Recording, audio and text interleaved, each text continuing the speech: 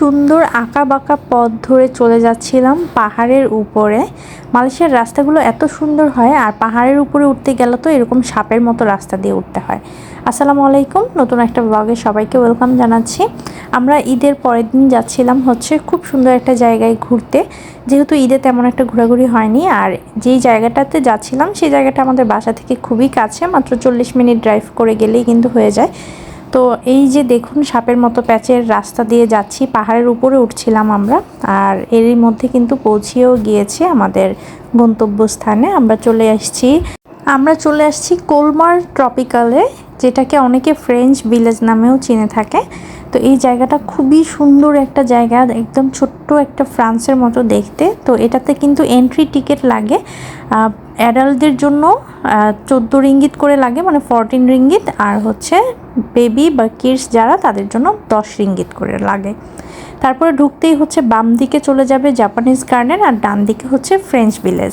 মোটামুটি সারাদিনের জন্য প্ল্যান করে গেলে কিন্তু সবগুলো জায়গা ঘোরা যাবে। আর যদি বিকাল বিকাল যাওয়া হয় তাহলে কিন্তু সব জায়গা ঘোরা যাবে না। যেই ভুলটা আমরা করেছি, আমরা লেট করে গিয়ে আমরা আর জাপানিজ গার্ডেনটা ঘুরতে পারিনি, কারণ জাপানিজ গার্ডেনটা বিকাল 5টার মধ্যে বন্ধ হয়ে যায়।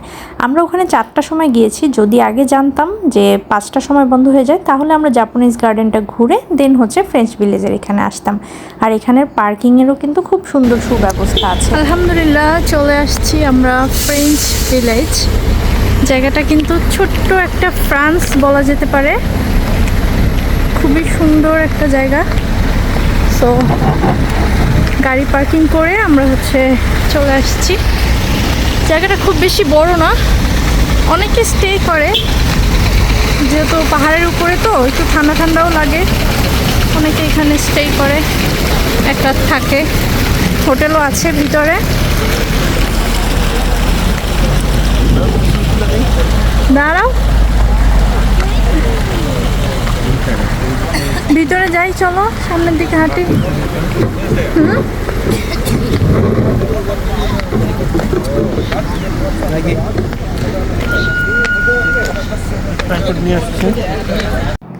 প্রচুর মানুষ এসেছিল, যেহেতু ঈদের বন্ধ ছিল। আর ঈদের বন্ধে আর কুয়ালালামপুর থেকে খুব কাছেও, তো সবাই মোটামুটি এই জায়গাটাকে এখন খুব ভালোভাবেই চিনে। আর প্রচুর পরিমাণে বাঙালিও ছিল সেখানে, দেখলাম অনেক বাঙালি ফ্যামিলিস গিয়েছে, মালয়েশিয়ানরা তো ছিলই। আর এই জায়গাটা পাহাড়ের উপর হওয়াতে কিন্তু সানলাইটটা যে খুব বেশি পাওয়া যায় তা না, মেঘলা মেঘলাই থাকে। একটু পরপরই আবার বৃষ্টির মতো আবহাওয়া হয়, বৃষ্টিও পড়ে একটু একটু করে। তো এই আর কি, আমরা মোটামুটি যেহেতু বিকেলের দিকে গিয়েছি, সুন্দর একটা আবহাওয়া ছিল আর মেঘলা আকাশ ছিল। তো সুন্দর সুন্দর অনেক ছবিও তুলেছি। আমি অলরেডি আমার ছবিগুলো আমার পেজে শেয়ার করেছি, আপনারা চাইলে দেখতে পারেন। এই তো আমরা ভিতরে কিন্তু চলে আসছি এর মধ্যে। আর খুব ছোট্ট একটা জায়গা, খুব বেশি বড় না। আর এই যে ছোট ছোট বাড়িগুলো দেখুন, দেখতে কিন্তু মনে হচ্ছে না যে ছোট্ট একটা ফ্রান্সের মধ্যে চলে আসছি, কারণ ফ্রান্সের বাড়িঘর কিন্তু এরকমই ছিল। আর এই জায়গাটা যেহেতু ব্রিটিশরা আবিষ্কার করেছে, সেই ক্ষেত্রে বাড়িঘরগুলো কিন্তু সেই রকমই কিন্তু, তাই না? তো এত সুন্দর একটা জায়গা, আসলে আপনারা যারা মালয়েশিয়াতে আছেন তারা ঘুরতে পারেন, অথবা যারা ঘুরতে আসতে চান মালয়েশিয়াতে তারা কিন্তু অবশ্যই এই জায়গাটাতে সারাদিনের জন্য একটু ঘুরতে আসতে পারেন, খুবই ভালো লাগবে। ভিতরে কিন্তু বাচ্চাদের চড়ার জন্য ট্রেন ছিল, বাস ছিল, খুব সুন্দর সুন্দর কিছু রাইডসও ছিল। বাচ্চারা চাইলে এই রাইডসগুলোতে চড়তে পারবে। খুব বেশি কিছু না, জাস্ট একটা রাউন্ড দিয়েই কিন্তু চলে আসবে, যেহেতু জায়গাটা একদমই ছোট একটা জায়গা। বাট জাপানিজ গার্ডেনটা যদি ঘুরতে পারতাম তাহলে হয়তো না খুব ভালো লাগতো। There is two types of. One is caramel cheese donut, one is normal donut. Caramel cheese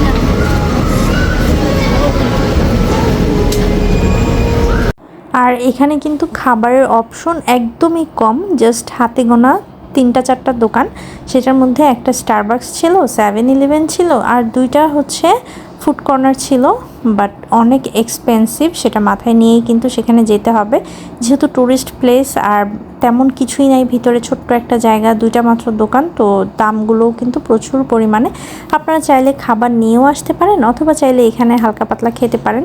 ওভাবে আপনাদেরকে পেট ভরেই আসতে হবে। ভিতরে আপনারা ওইরকম ভারী কোনো খাবার তেমন একটা পাবেন না, আর যেগুলো পাবেন সেগুলো মালয়েশিয়ান খাবারই থাকবে।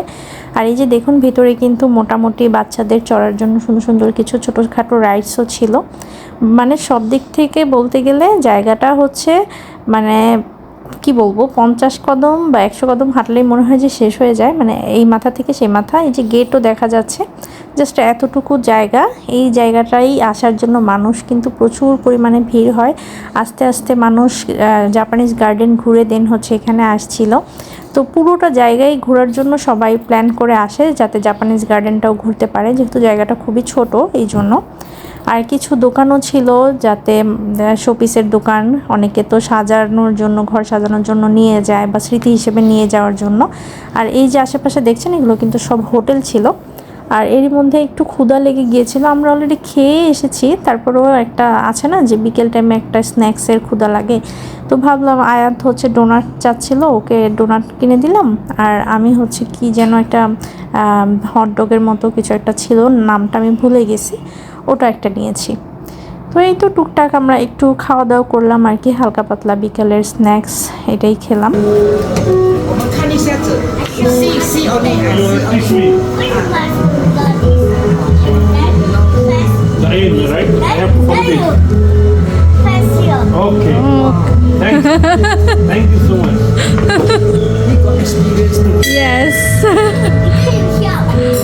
All the time. I will help. Help you. This one my grandson, Oh, 4 years old. grandson. 4 years old. Nice to meet you. What's your name? What's your name? Sorry? Oh. Si 哥哥。Ah. Jerry, you stand here. See, okay, see aim করে দাও Opel, তুমি M করে দাও, পারবে না? This one how old your son? How old? 6. Slowly. Wow, wow. And not in your shirt. Bang. Always have to short. তুমি একটু বিয়ে করে দাও Opel. Dia sangat pandai di. Yeah he know.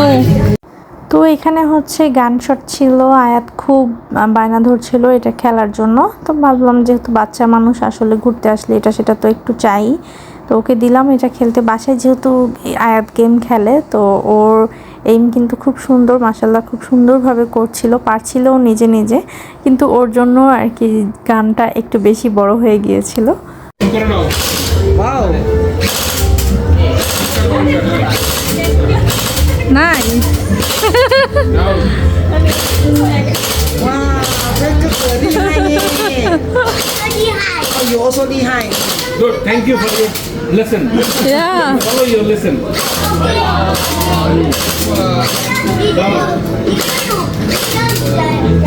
Yeah. ও Your shot. No, single. Just single press. Finish finish finish.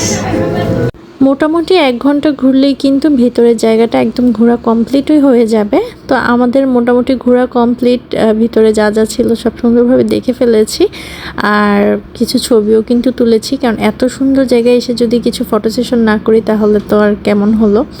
আর এই যে বারবার আমি ভিতরে ঢুকছিলাম, দেখছিলাম, মানে আমার কাছে জায়গাটা এত ভালো লেগেছে। আর বিকেলটা হতেই ঠান্ডা একটা বাতাস ছিল, আর এরই মধ্যে কিন্তু বৃষ্টিও নেমে গিয়েছিল, গুড়ি গুড়ি বৃষ্টি পড়ছিল মাঝখানে। তো খুবই সুন্দর আসলে জায়গাটা। আমার বিকাল টাইম যখন হয়েছে খুব ঠান্ডা লাগছিল, আর এরকম ওয়েদার আমার কাছে আসলে খুব ভালো লাগে। আস্তে আস্তে সন্ধ্যা হচ্ছিল আর ঠান্ডার পরিমাণও কিন্তু বাড়ছিল, আর এখানে অনেকেই এসে নাইট স্টে করে, কারণ এই ঠান্ডাটা ফিল করার জন্য। মালয়েশিয়া যেহেতু গরমের দেশ, ঠান্ডাটা তো আর ফিল করা যায় না, তো অনেকে যারা নেচার লাভার আছে তারা চলে আসে, রাত্রে থাকে, পরের দিন সারাদিন ঘুরে দেন চলে যায়। তা আমাদের আর থাকার ওরকম কোনো প্ল্যান নেই আসলে।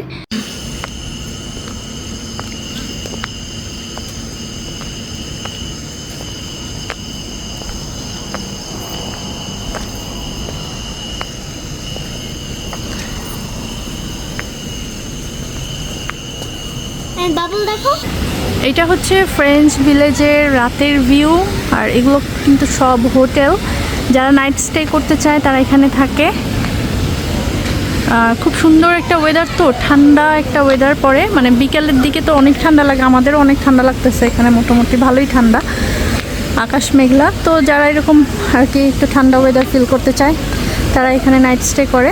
বাট ছোট্ট একটা জায়গা, এখানে আসলে থাকার মতো তেমন কিছুই নেই যে থেকে দেখবে এরকম জাস্ট এইখান থেকে এই গেট পর্যন্তই দেখার মতো। আর এই তো রাতে ঘোরাফেরা শেষ করে আমরা চলে আসছি অলমোস্ট বাসার কাছে এসে। দেন আমরা আমাদের রাতের ডিনারটা কেএফসিতে করে নিলাম আর কি। আর যেহেতু বাসায় গিয়ে আর রান্নাবান্না করে খাওয়ার মতো অবস্থা ছিল না, সারাদিন ঘুরে বেশ টায়ার্ড ছিলাম।